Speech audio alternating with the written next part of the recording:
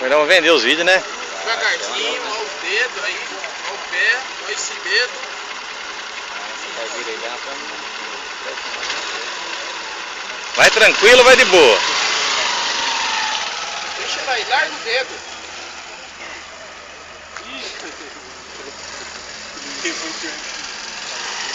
Não acelera não precisa acelerar.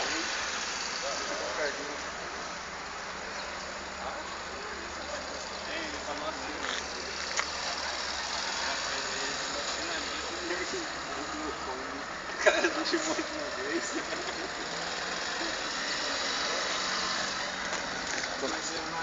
Tem um coitado ali, viu? Onde você faz a Viu? curva, a abertura? Tem um coitado ali, tá pra baixo, coitado.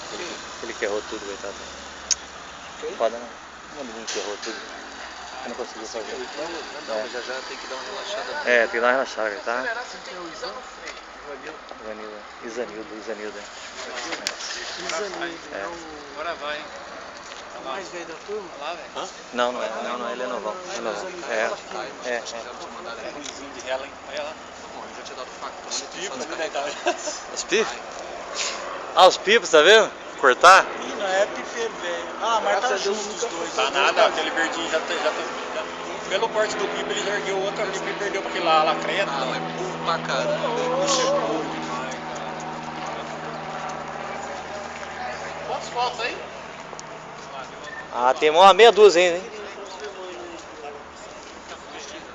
2, 4, 6 tem.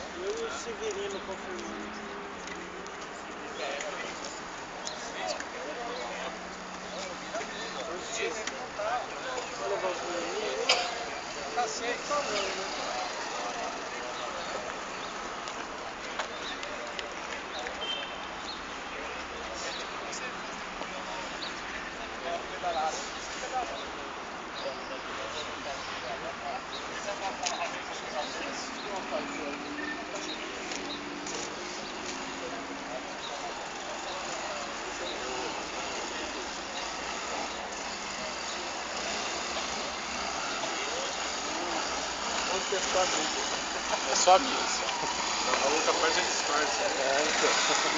Não é nem amigo. Ele é professor meu. Mais do que amigo, é professor, ele que dá o treinamento. Quem é Luiz? Luiz é professor seu? Esse aqui.